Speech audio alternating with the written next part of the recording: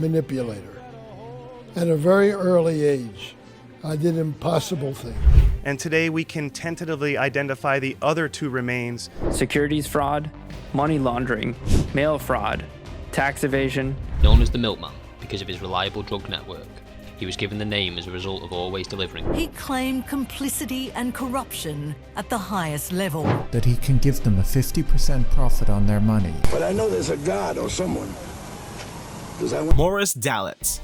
Meet Morris Mo Dalitz, a man who tried to cheat some of the most dangerous people in the world.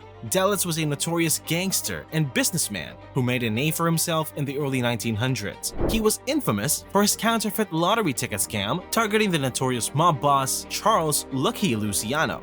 Despite his criminal activities, Dalitz avoided imprisonment and eventually transitioned into legitimate business. Dalitz was not your average businessman. He was known for being involved in organized crime and was a member of the Cleveland Syndicate, a group of gangsters who controlled illegal activities in the Cleveland area. One of Dalitz's most notorious schemes involved creating fake lottery tickets that were so convincing that even fooled Lucky Luciano.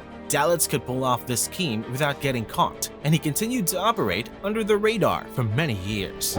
Back then, Cuban lottery tickets were in high demand, and he created counterfeit lottery tickets and sold them to Luciano, who was unaware of the scam. Dalitz managed to make a lot of money from the scheme, but it was only a matter of time before Luciano found out. When Luciano discovered that he has been deceived, he was furious. He demanded that Dalitz pay him back the money he had lost, which was around $1 million in today's money. However, Dalitz refused to pay and instead went into hiding. Despite the setback, Dalitz continued to run his criminal empire and became one of the most powerful men in the business.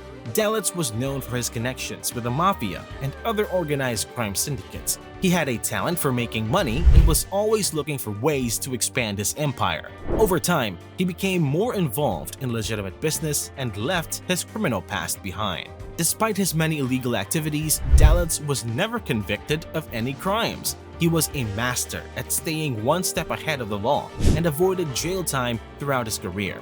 He died in 1989 at 89, having lived a long and successful life. Al Shalem. In the world of crime, some individuals are more dangerous than others. These are the people involved in organized crime, known to be ruthless, cunning, and fearless. They operate in a world where violence and intimidation are often used to achieve their goals. One such person was Al Shalem, a stock manipulator and money launderer with connections to the Russian mob. He was involved in a scheme that defrauded investors and manipulated stock prices for the benefit of his criminal associates. Shalem thought he was untouchable, but his illegal activities eventually caught up with him. In 1999, Shalem was found dead in his home. It was a brutal murder, and it was clear that he had been targeted by someone who wanted him dead. The authorities suspected his death was linked to his criminal activities, so they launched an investigation. As the investigation unfolded, it became clear that Shalem had made some very dangerous enemies. These people were not afraid to use violence to get what they wanted. Shalem had underestimated his danger, and it had cost him his life. The amount of scammed money is unclear, but Shalem's activities were believed to have cost investors millions of dollars. In addition to Shalem's murder, several other individuals involved in the scheme were arrested and sentenced to prison. One of the ringleaders, Eugene Plotkin, was sentenced to 57 months in jail, while two others received sentences of 46 and 37 months, respectively. Ultimately, Al Shalem paid the ultimate price for his crimes, and his associates were left to face the consequences of their actions. Barry Minkow. Minkow was the founder of a company called Z-Best, which was a complete fraud. His fake carpet cleaning company became a front for the Los Angeles Mafia in the 1980s, where he laundered the money and stole millions from investors. How stupid can you be to mess with the mob? After being caught committing fraud and serving time in prison, Minkow decided to turn his life around. He became an anti-fraud investor and even a pastor, dedicating his life to helping others and making amends for his past mistakes. He had been given a second chance at life and was making the most of it. However, things took a turn for the worse when Minkow was again convicted. this time for securities fraud in an unrelated case. It's a shame to see someone who had worked so hard to reform themselves fall back into their old ways. It's especially disheartening when they had been given another chance to make things right. Barry Minko was convicted of committing fraud against investors and taking away approximately $100 million. He was found guilty and punished with a 25-year jail sentence. This means he will be spending a long time in prison for his actions. It's hard to believe that someone would try to trick such powerful and dangerous people. But that's exactly what Minko attempted to do, and it did not end well for him. He tried to scam people out of their hard-earned money, which is never good. Brian Wright. Brian Wright, a British drug trafficker named the Milkman, got himself into trouble when he attempted to scam the notorious Cali cartel in Colombia. The Cali cartel is known for being one of the world's most powerful and ruthless drug cartels. Wright offered to deliver a large shipment of drugs to the cartel, but he ultimately failed to do so, resulting in the cartel losing millions of dollars. The Cali cartel is infamous for its violent tactics, including torture and murder, against anyone who dares to cross them. Wright's failure to deliver the drugs was seen as a direct challenge to the cartel's authority and power, making him a target for retaliation. The cartel takes such betrayals very seriously and uses extreme measures to punish those who betray them. Wright's risky move to deceive the Cali cartel shows his lack of understanding of the dangers he was facing. He had no idea of the severe consequences if he failed to deliver on his promise. His miscalculation ultimately led to his downfall and put him in grave danger. Wright was known for his reckless actions in drug trafficking, but he continued to carry out his illegal activities for several years. However, his luck eventually ran out, and he was caught by law enforcement. The consequences of his actions finally caught up with him, and he was sentenced to 30 years in prison for his crimes. Surprisingly, the people he scammed, who were part of a drug cartel, didn't seek revenge and kill him. Even though Wright could evade the law for a while, justice prevailed in the end, and he faced the consequences of his illegal actions. Wright's greed and disregard for his safety led to his downfall. He scammed the wrong people, and the consequences were severe. It's a reminder that crime does not pay, especially when dealing with the most dangerous people in the world. Joe Law.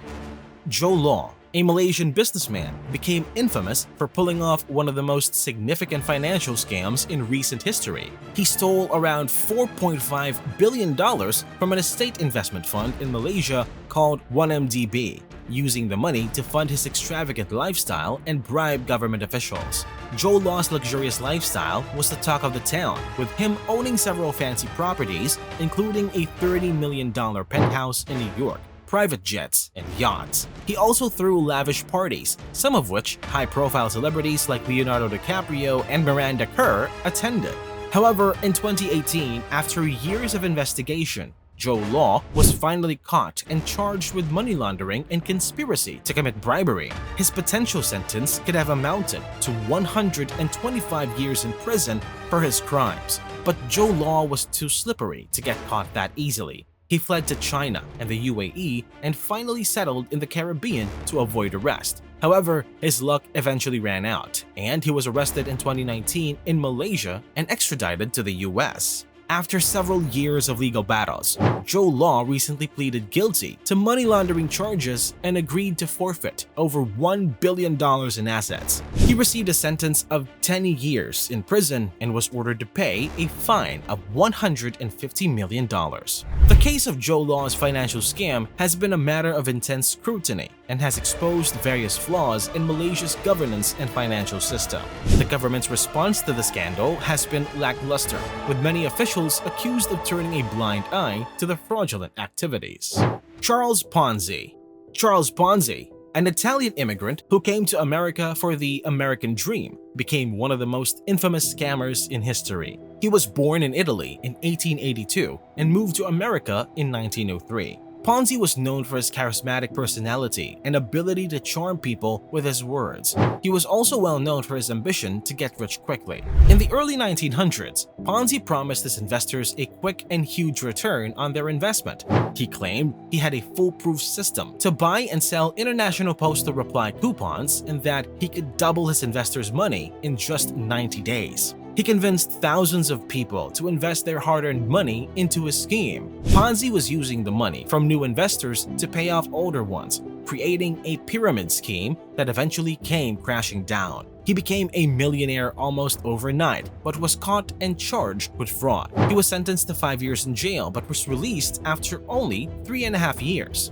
But here's the kicker. Even after serving time in jail, Ponzi continued his scams. He moved to Florida and started another scheme, selling land to investors he didn't own. He was caught once again, and this time he was sentenced to 7 more years in jail. Ponzi defrauded his investors of around $20 million, which would be worth around $250 million today. He passed away in 1949, leaving behind a legacy of deceit and deception. Gambino crime family. John Gotti, the infamous head of the Gambino crime family, was known for being one of the most ruthless mobsters in history. He was involved in various illegal activities, including extortion, racketeering, and money laundering. However, his biggest scam involved the construction of a new casino in Las Vegas. To get the job done, Gotti and his associates had to bribe many people, including city officials, construction workers, and even members of rival gangs. This allowed them to scam a whopping $15 million from the casino project, a significant amount of money at the time. Unfortunately for Gotti, his luck eventually ran out. In 1992, he was arrested and sentenced to life in prison without the possibility of parole. He spent the rest of his life in jail, passing away in 2002. Despite Gotti's imprisonment and subsequent death, the Gambino crime family continued to engage in illegal activities. In 2019, the FBI arrested dozens of members of the Gambino family for a wide range of crimes, including extortion and fraud. Don't forget to like, comment, and subscribe to our channel to stay updated on all our future videos. Thanks again for tuning in, and we'll catch you in the next one.